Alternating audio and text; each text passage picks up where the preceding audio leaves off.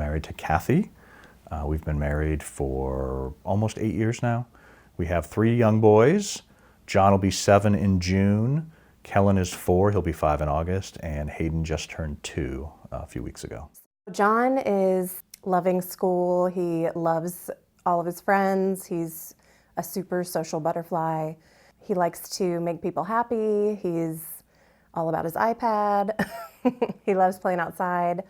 And yeah, I mean, he's pretty typical little kiddo. So Hayden's our youngest. He's 2 years old, and he is a bundle of energy, and he loves his mother. He's a big mama's boy, and he loves his big brother John, and he loves to run and jump and play. Kellan came out very big.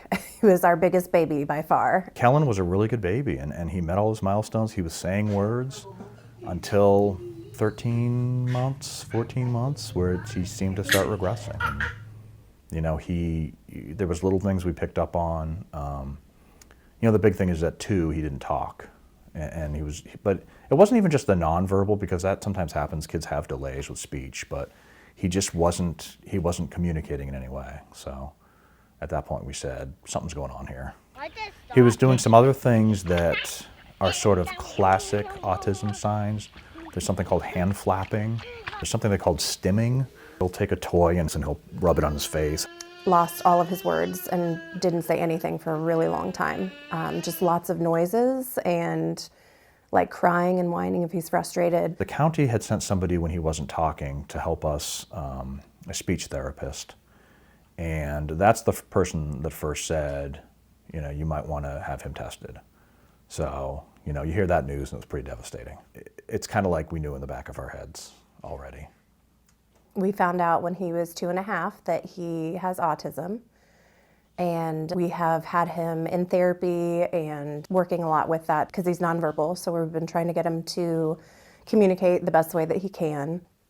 And I think the biggest thing for us is not knowing, like when he is upset, we don't know what's wrong because he can't tell us. Sometimes we know because he'll either like grab his throat or mess with his ear, so he might have an ear infection or strep throat or something. But then there's other times where he just cries and cries and cries, and it's like, it's devastating because you don't know what's wrong.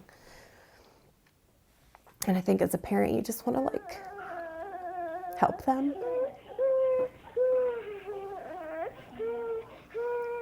And fix what's wrong.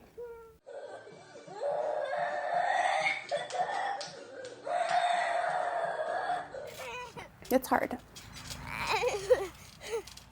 I mean, he's like the sweetest little guy. So, and I think that, you know, people that are not in our situation and are always telling us, you know, how amazing we are, and they don't know how we do it. And I totally appreciate that and the support. But I feel like, you know, if it's your child, you're going to do whatever you can. I mean, it's your child, you know, who else is going to do it? You got to do it for him. It is life-changing. It's not the end of your life. It doesn't mean your life is over, but it's definitely different. It's not what you anticipated and not what you planned. And you just have to kind of roll with the punches and figure it out.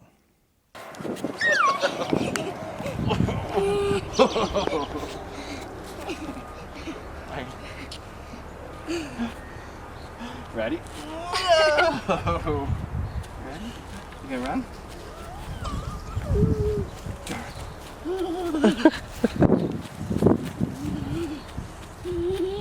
He is called like hyposensitive, so it takes a lot for him to feel things. So any kind of physical, like not rough, but like jumping, bouncing, like throwing him up in the air, that stuff really brings it out of him.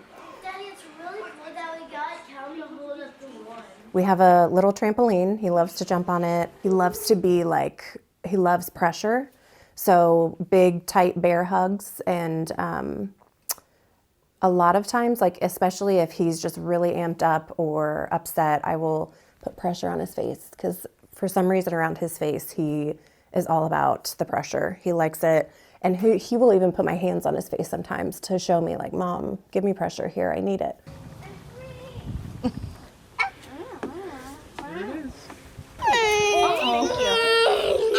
Ready? Ready?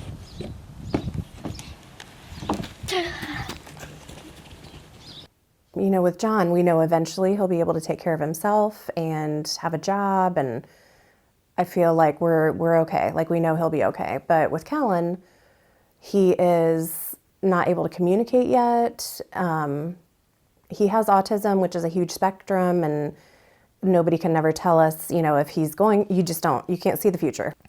You know, when you have kids, you envision their future, playing ball with them, you know, watching them play sports, going to college, going, you know, doing all this stuff. And with Kellan, we have no idea what the future looks like. He might never do any of that stuff. He might never be potty trained. It's the rabbit hole I don't like to go down, but we do talk about it and think about it is what if, you know, what happens when we're gone? You know, I don't think it's fair to ask John to take care of his brother, but yeah, you know, it's something I don't like to think about, but it's a reality. I don't know what's going to happen when Kathy and I are gone, where he's going to be, what's going to happen to him. So. I love Kellan very, very much, but it's hard living with him because he has autism and he can't understand things. Do you wish you could play with him a little more? And I wish he could kiss me back. Putting it all on John is just, I mean, that's not fair at all. I'm always telling John that he's going to have to be Kellan's protector and his guardian, you know, and if anyone ever is picking on Kellan or doing anything, he's going to have to stand up for him. Do you want to take care of your brother? Yes. Sure he's taken care of? Yes. Good job, Benny. You're such a good big brother. You're such a good big brother. We have a lot of friends in the community, like in the autism community now, that we have been in it for a while. And I have a lot of, well, not a lot, I have a few mom friends that also have sons with autism. So a lot of times if I don't know what the heck is going on or like what to do, I will text them and just say, you know, this situation. They're very supportive and wonderful, and say, yeah, I've been in that situation before and this is what worked for us, or, you know, give me some suggestions and ideas of what we could do. AIM is something that we heard about from another family that has a child with autism. They knew about it and told us about it. It stands for Adventures in Movement. It's a free service to any child that has a diagnosis. And I don't think they specify, just any diagnosis where they need therapy, any kind of developmental diagnosis. But they do a lot of moving hands and trying to get him to imitate, and like moving his extremities and beating on a drum and jumps with them. I mean, there's just a lot of different things that they do. He goes once a week, and it's a half-hour session each week. If you call here and say, I have a child with special needs, we don't ask you anything other than, how old is he? What is his problem? Has he been diagnosed? And when can you bring him? We don't say, what is your insurance? What color are you? What religion are you? Doesn't matter. If a kid has a need, we can help, because these kids need and they deserve everything you have to make their life all it can be. I came to Dayton, Ohio in the real early 60s, late 50s, early 60s. There was nothing for handicapped kids back then. I fell in love with these kids and realized that something really needed to be done to help them. We began to use this method that I had written. We tested it. I tested it with all of these specialists to see if we could retrain the brain in any way to reestablish in these kids some means of functioning. Whatever they could do to make that child the best he could be, because each child was different.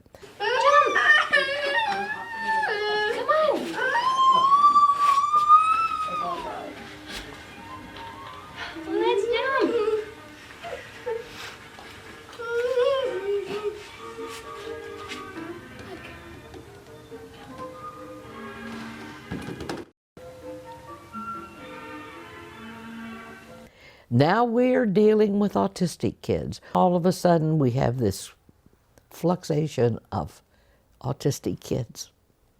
We don't know what causes it.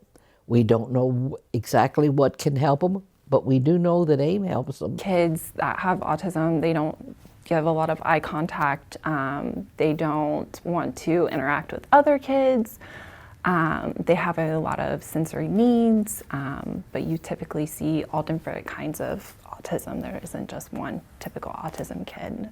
We have a lot of nonverbal and verbal kids. Today, from this building at AIM, in just this area, we serve about 3,000 kids. Kellan is Kellan. He's the most beautiful child I ever saw. Two brothers, three of the best looking boys in town. He loves his teacher.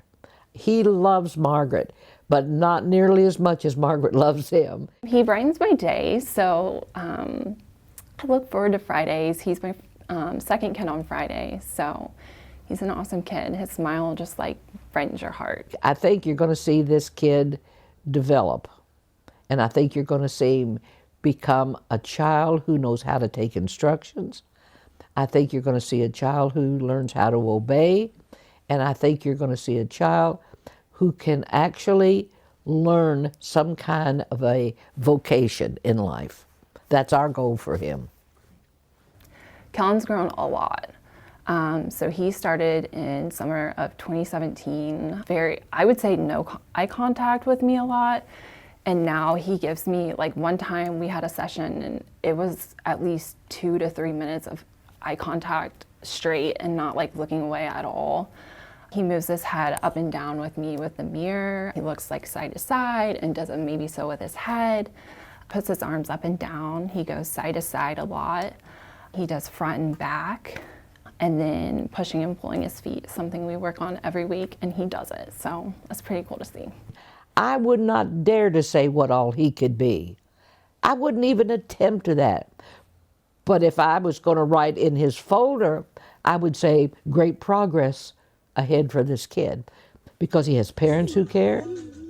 He has us who love him and who care. When he starts in school and is there every day in first grade and second grade, hopefully, dear God, he has a teacher who cares. People who love him, that's what'll make the difference.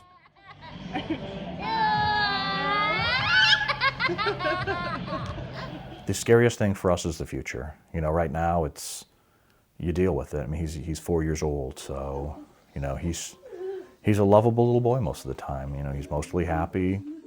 My kids, I mean, I just am so proud of them and love them so much, and just hope that they are able to get what they need in life and be happy. That's the ultimate goal, is for them to be happy. When we went through Kellan's diagnosis, that process, Kathy at the time was pregnant with Hayden. And what we didn't know at the time, and that we've come to find out, is once you have one child with autism, the chance for another sibling jumps to about 15%.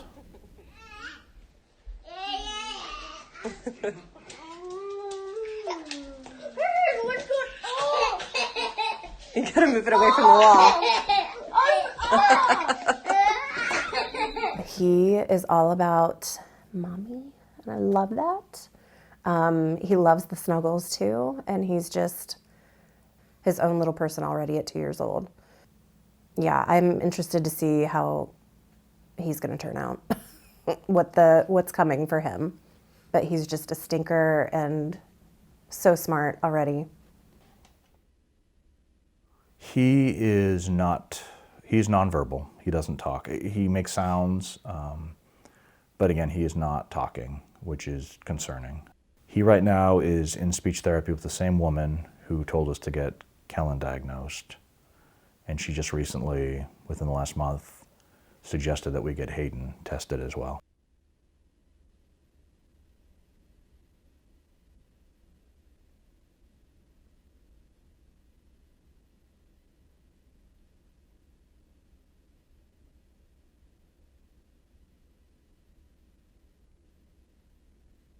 You know, for Pat, I just feel so lucky to have him walking this road with me.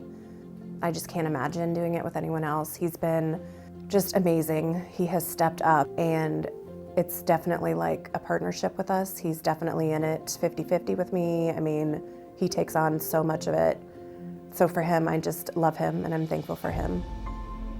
Oh yeah, she's awesome. I mean, I wouldn't be able to do it without Kathy. You know, she changed her, she works every other weekend now. She works at a hospital as a social worker, so she can always be with the kids, and she takes them to, Kellan has therapies twice a week. So she makes sure all that stuff gets done. Yeah, she's been the rock for sure. I couldn't do it.